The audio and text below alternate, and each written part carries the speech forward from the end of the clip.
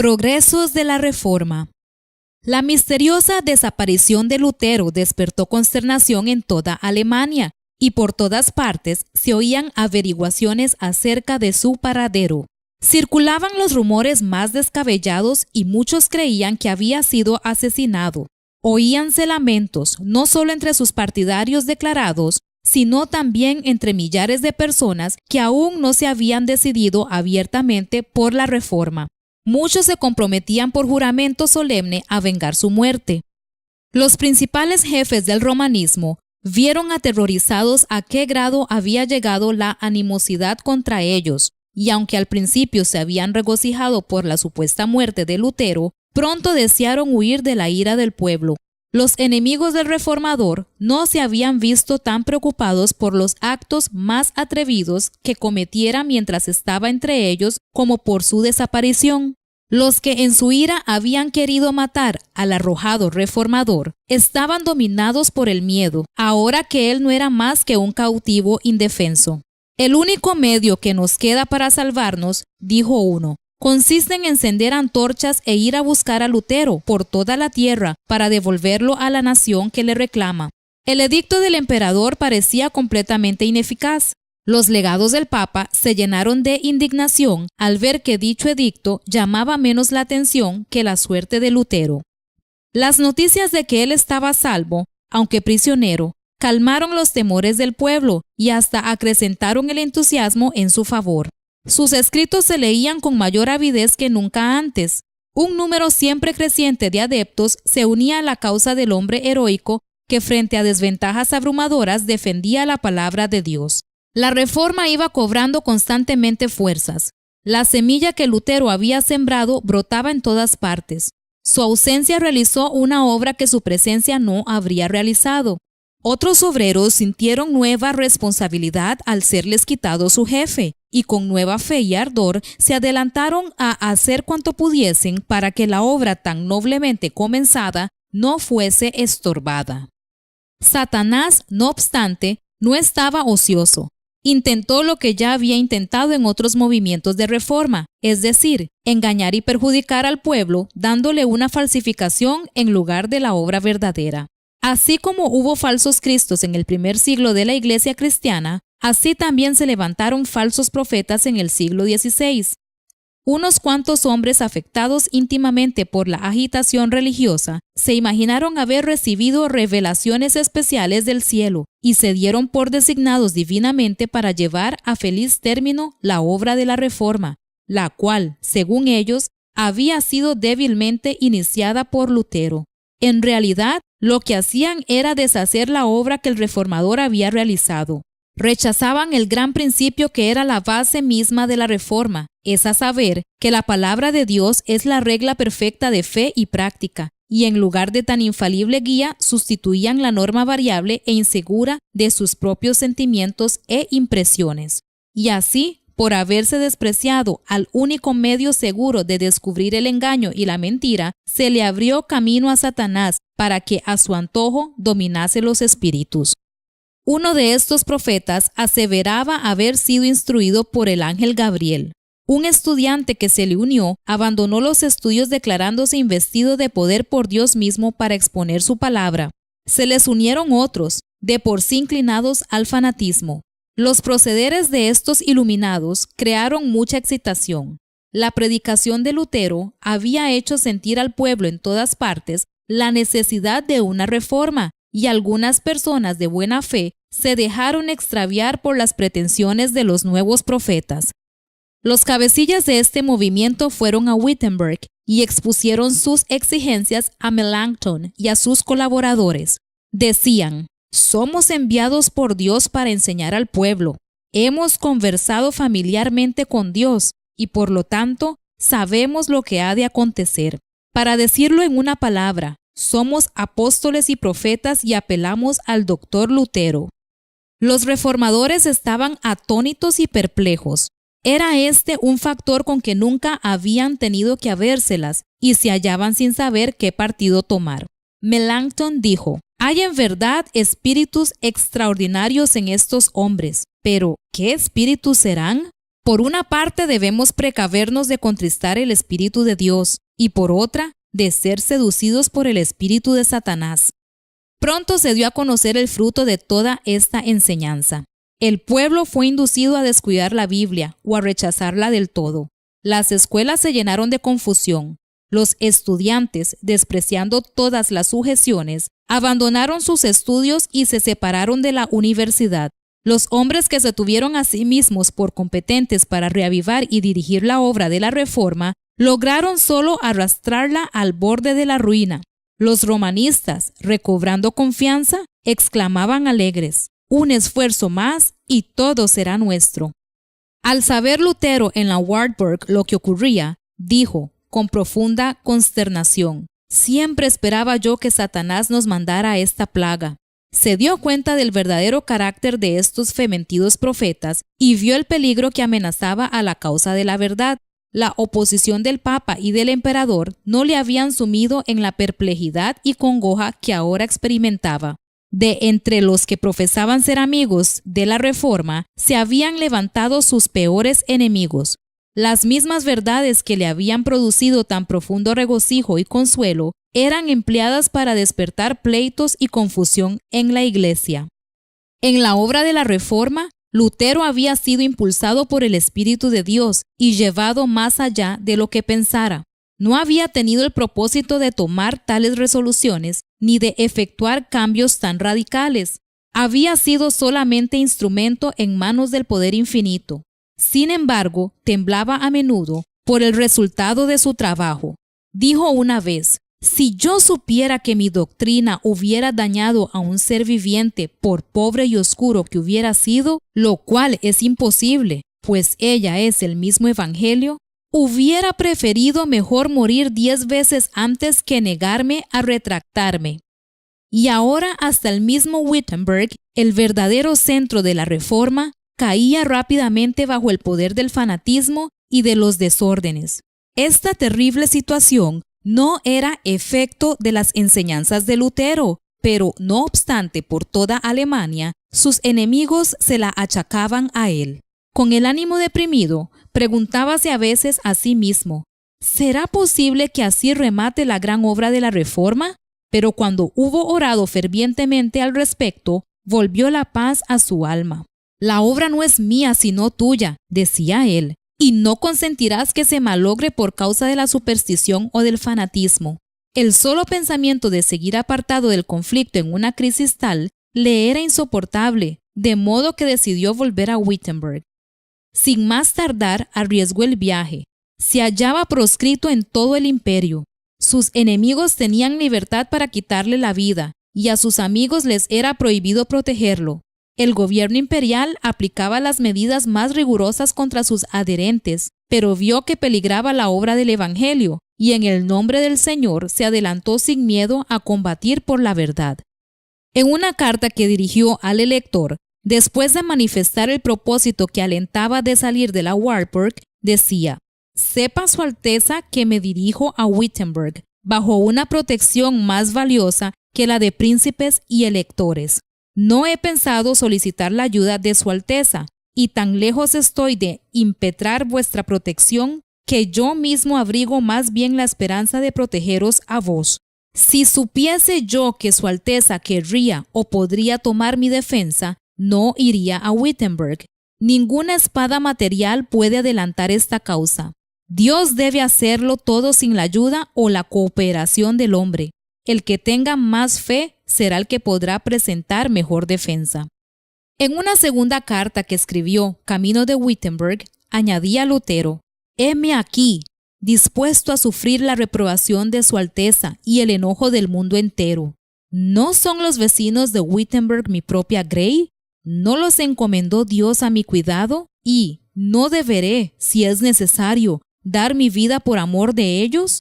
Además, temo ver una terrible revuelta en Alemania que ha de acarrear a nuestro país el castigo de Dios». Con exquisita precaución y humildad, pero a la vez con decisión y firmeza, volvió Lutero a su trabajo. Con la Biblia, dijo, debemos rebatir y echar fuera lo que logró imponerse por medio de la fuerza. Yo no deseo que se valgan de la violencia contra los supersticiosos y los incrédulos. No hay que constreñir a nadie. La libertad es la esencia misma de la fe. Pronto se supo por todo Wittenberg que Lutero había vuelto y que iba a predicar. El pueblo acudió de todas partes, al punto que no podía caber en la iglesia. Subiendo al púlpito, instruyó el reformador a sus oyentes. Con notable sabiduría y mansedumbre los exhortó y los amonestó. Refiriéndose en su sermón a las medidas violentas de que algunos habían echado mano para abolir la misa, dijo: «La misa es una cosa mala. Dios se opone a ella. Debería abolirse. Y yo desearía que en su lugar se estableciese en todas partes la Santa Cena del Evangelio. Pero no apartéis de ella a nadie por la fuerza. Debemos dejar el asunto en manos de Dios. No somos nosotros los que hemos de obrar, sino su palabra».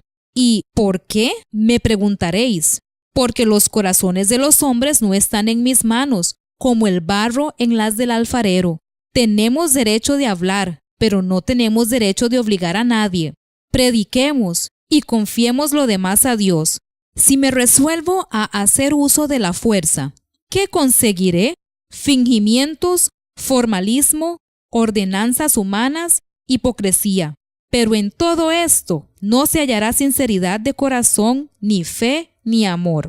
Y donde falte esto, todo falta. Y yo no daría ni una paja por celebrar una victoria de esta índole.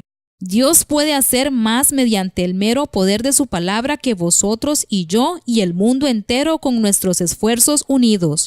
Dios sujeta el corazón y una vez sujeto, todo está ganado. Estoy listo para predicar, alegar y escribir, pero a nadie constreñiré, porque la fe es un acto voluntario. Recordad todo lo que ya he hecho. Me encaré con el Papa, combatí las indulgencias y a los papistas, pero sin violencia, sin tumultos. Expuse con claridad la palabra de Dios, prediqué y escribí. Esto es todo lo que hice. Y sin embargo, mientras yo dormía, la palabra que había predicado afectó al papado como nunca le perjudicó príncipe ni emperador alguno. Y sin embargo nada hice. La palabra sola lo hizo todo. Si hubiese yo apelado a la fuerza, el suelo de Alemania habría sido tal vez inundado con sangre. Pero ¿cuál hubiera sido el resultado? La ruina y la destrucción del alma y del cuerpo. En consecuencia, me quedo quieto y dejo que la palabra se extienda a lo largo y a lo ancho de la tierra. Por 7 días consecutivos predicó Lutero a las ansiosas muchedumbres. La palabra de Dios quebrantó la esclavitud del fanatismo. El poder del Evangelio hizo volver a la verdad al pueblo que se había descarriado. Lutero no deseaba verse con los fanáticos cuyas enseñanzas habían causado tan grave perjuicio. Harto los conocía por hombres de escaso juicio y de pasiones desordenadas, y que, pretendiendo ser iluminados directamente por el cielo, no admitirían la menor contradicción, ni atenderían a un solo consejo ni a un solo cariñoso reproche. Arrogándose la suprema autoridad, exigían de todos que, sin la menor resistencia, reconociesen lo que ellos pretendían. Pero como solicitasen una entrevista con él, consintió en recibirlos y denunció sus pretensiones con tanto éxito que los impostores se alejaron en el acto de Wittenberg. El fanatismo quedó detenido por un tiempo, pero pocos años después resucitó con mayor violencia y logró resultados más desastrosos. Respecto a los principales directores de este movimiento, dijo Lutero, para ellos las Sagradas Escrituras son letra muerta. Todos gritan, ¡el Espíritu! ¡El Espíritu! Pero yo no quisiera ir, por cierto, a donde su Espíritu los guía. Quiera a Dios en su misericordia guardarme de pertenecer a una iglesia en la cual solo haya santos. Deseo estar con los humildes, los débiles, los enfermos, todos los cuales conocen y sienten su pecado y suspiran y claman de continuo a Dios desde el fondo de sus corazones para que Él los consuele y los sostenga. Thomas Müntzer, el más activo de los fanáticos, era hombre de notable habilidad que, si la hubiesen causado debidamente, habría podido hacer mucho bien, pero desconocía aún los principios más rudimentarios de la religión verdadera. deseaba vehementemente reformar el mundo, olvidando, como otros muchos iluminados, que la reforma debía comenzar por él mismo. Ambicionaba ejercer cargos e influencia y no quería ocupar el segundo puesto, ni aún bajo el mismo Lutero. Declaraba que, al colocar la autoridad de la Escritura en sustitución de la del Papa, los reformadores no hacían más que establecer una nueva forma de papado, y se declaraba divinamente comisionado para llevar a efecto la verdadera reforma. El que tiene este espíritu, decía Münzer, posee la verdadera fe, aunque ni por una sola vez en su vida haya visto las Sagradas Escrituras. Los maestros del fanatismo se abandonaban al influjo de sus impresiones y consideraban cada pensamiento y cada impulso como voz de Dios. En consecuencia, se fueron a los extremos. Algunos llegaron hasta quemar sus Biblias, exclamando: «La letra mata, el espíritu es el que da vida». Las enseñanzas de Münzer apelaban a la afición del hombre a lo maravilloso, y de paso daban rienda suelta a su orgullo al colocar en realidad las ideas y las opiniones de los hombres por encima de la palabra de Dios. Millares de personas aceptaban sus doctrinas. Pronto llegó a condenar el orden en el culto público y declaró que obedecer a los príncipes era querer servir a Dios y a Belial. El pueblo que comenzaba a emanciparse del yugo del papado tascaba el freno bajo las restricciones de la autoridad civil. Las enseñanzas revolucionarias de Münzer, con su presunta aprobación divina, los indujeron a sublevarse contra toda sujeción y a abandonarse a sus prejuicios y a sus pasiones. Siguiéronse las más terribles escenas de sedición y contienda, y los campos de Alemania se empaparon de sangre. La angustia de corazón que Lutero había experimentado hacía tanto tiempo en Erfurt se apoderó de él nuevamente con redoblada fuerza al ver que los resultados del fanatismo eran considerados como efecto de la reforma. Los príncipes papistas declaraban, y muchos estaban dispuestos a dar crédito al acerto, que la rebelión era fruto legítimo de las doctrinas de Lutero. A pesar de que estos cargos carecían del más leve fundamento, no pudieron menos que causar honda pena al reformador. Le resultaba insoportable que se deshonrase así la causa de la verdad, identificándola con tan grosero fanatismo. Por otra parte, los jefes de la revuelta odiaban a Lutero, no solo porque se había opuesto a sus doctrinas y se había negado a reconocerles autorización divina, sino porque los había declarado rebeldes ante las autoridades civiles. En venganza le llamaban vil impostor. Parecía haberse atraído la enemistad tanto de los príncipes como del pueblo. Los romanistas se regocijaban y esperaban ver pronto la ruina de la reforma. Hasta culpaban a Lutero de los mismos errores que él mismo se afanara tanto en corregir. El partido de los fanáticos, declarando falsamente haber sido tratado con injusticia, logró ganarse el apoyo de mucha gente y, como sucede con frecuencia con los que se inclinan del lado del error, fueron pronto aquellos considerados como mártires. De esta manera, los que desplegaran toda su energía en oposición a la reforma fueron compadecidos y admirados como víctimas de la crueldad y de la opresión. Esta era la obra de Satanás y la impulsaba el mismo espíritu de rebelión que se manifestó por primera vez en los cielos. Satanás procura constantemente engañar a los hombres y les hace llamar pecado a lo que es bueno, y bueno a lo que es pecado. ¿Y cuánto éxito ha tenido su obra? ¿Cuántas veces se critica a los siervos fieles de Dios porque permanecen firmes en defensa de la verdad?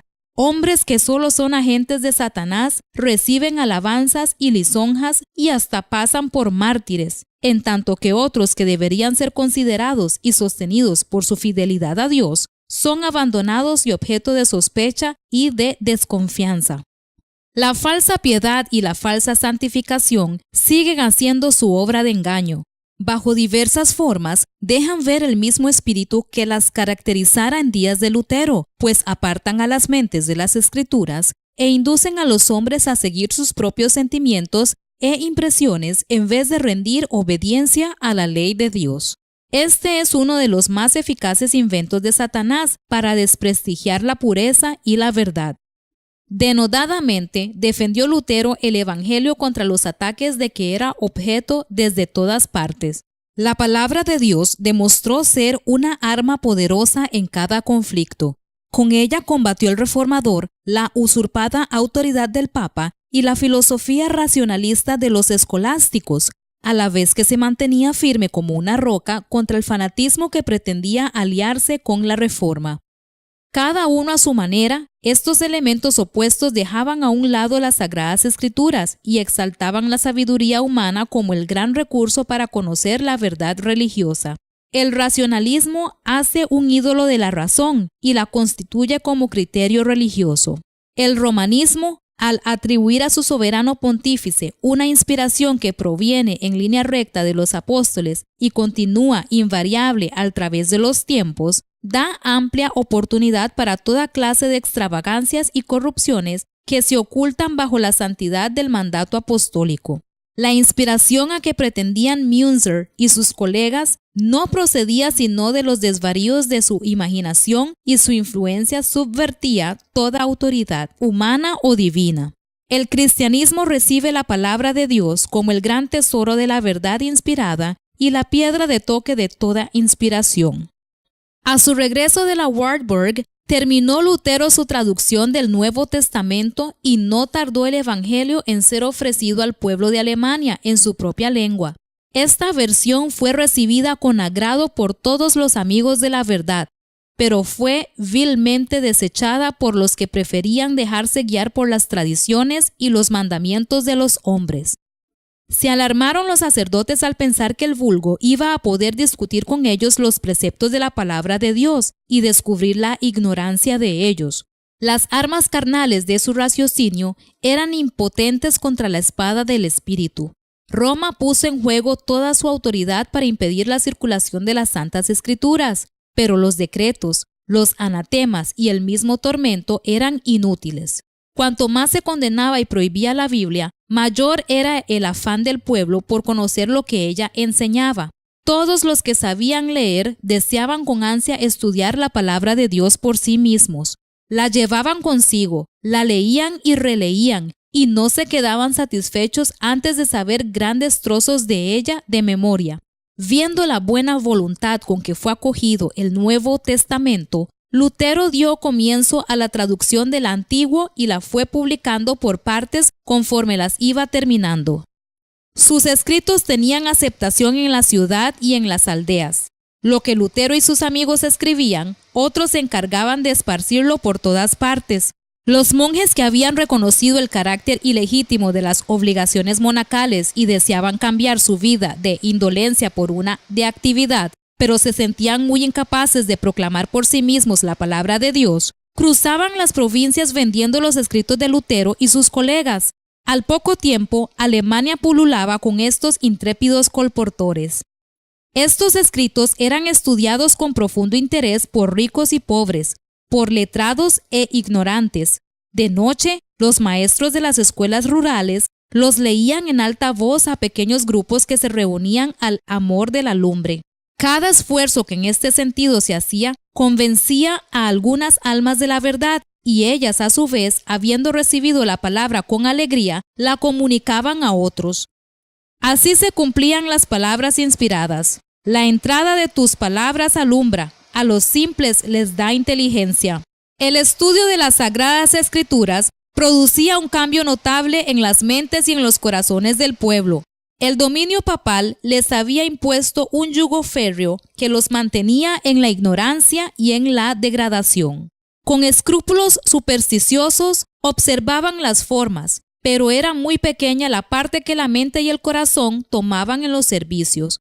La predicación de Lutero, al exponer las sencillas verdades de la palabra de Dios y la palabra misma, al ser puesta en manos del pueblo, despertaron sus facultades aletargadas y no solo purificaban y ennoblecían la naturaleza espiritual, sino que daban nuevas fuerzas y vigor a la inteligencia. Se podía ver a personas de todas las clases sociales defender, con la Biblia en la mano, las doctrinas de la Reforma. Los papistas que habían abandonado el estudio de las Sagradas Escrituras, a los sacerdotes y a los monjes, les pidieron que viniesen en su auxilio a refutar las nuevas enseñanzas. Sin embargo, ignorantes de las Escrituras y del poder de Dios, monjes y sacerdotes fueron completamente derrotados por aquellos a quienes habían llamado herejes e indoctos. Desgraciadamente, decía un escritor católico, Lutero ha convencido a sus correligionarios de que su fe debe fundarse solamente en la Santa Escritura. Las multitudes se congregaban para escuchar a hombres de poca ilustración defender la verdad y hasta discutir acerca de ella con teólogos instruidos y elocuentes. La vergonzosa ignorancia de estos grandes hombres se descubría tan luego como sus argumentos eran refutados por las sencillas enseñanzas de la palabra de Dios. Los hombres de trabajo, los soldados y hasta los niños estaban más familiarizados con las enseñanzas de la Biblia que los sacerdotes y los sabios doctores. El contraste entre los discípulos del Evangelio y los que sostenían las supersticiones papistas no era menos notable entre los estudiantes que entre las masas populares. En oposición a los antiguos campeones de la jerarquía que había descuidado el estudio de los idiomas y de las literaturas, surgían jóvenes de mente privilegiada, muchos de los cuales se consagraban al estudio de las Escrituras y se familiarizaban con los tesoros de la literatura antigua. Dotados de rápida percepción, de almas elevadas y de corazones intrépidos, pronto llegaron a alcanzar estos jóvenes tanta competencia que durante mucho tiempo nadie se atrevía a hacerles frente. De manera que en los concursos públicos en que estos jóvenes campeones de la Reforma se encontraban con doctores papistas, los atacaban con tanta facilidad y confianza que los hacían vacilar y los exponían al desprecio de todos. Cuando el clero se dio cuenta de que iba menguando el número de los congregantes, invocó la ayuda de los magistrados y por todos los medios a su alcance procuró atraer nuevamente a sus oyentes. Pero el pueblo había hallado en las nuevas enseñanzas algo que satisfacía las necesidades de sus almas y se apartaba de aquellos que por tanto tiempo le habían alimentado con las cáscaras vacías de los ritos supersticiosos y de las tradiciones humanas. Cuando la persecución ardía contra los predicadores de la verdad, ponían estos en práctica las palabras de Cristo. Cuando pues os persigan en una ciudad, huid a otra. La luz penetraba en todas partes. Los fugitivos hallaban en algún lugar puertas hospitalarias que les eran abiertas y morando allí, predicaban a Cristo, a veces en la iglesia o, si se les negaba ese privilegio, en casas particulares o al aire libre. Cualquier sitio en que hallasen un oyente se convertía en templo. La verdad, proclamada con tanta energía y fidelidad, se extendía con irresistible poder. En vano se mancomunaban las autoridades civiles y eclesiásticas para detener el avance de la herejía. Inútilmente recurrían a la cárcel, al tormento, al fuego y a la espada. Millares de creyentes sellaban su fe con su sangre, pero la obra seguía adelante. La persecución no servía sino para hacer cundir la verdad, y el fanatismo que Satanás intentara unir a ella no logró sino hacer resaltar aún más el contraste entre la obra diabólica y la de Dios.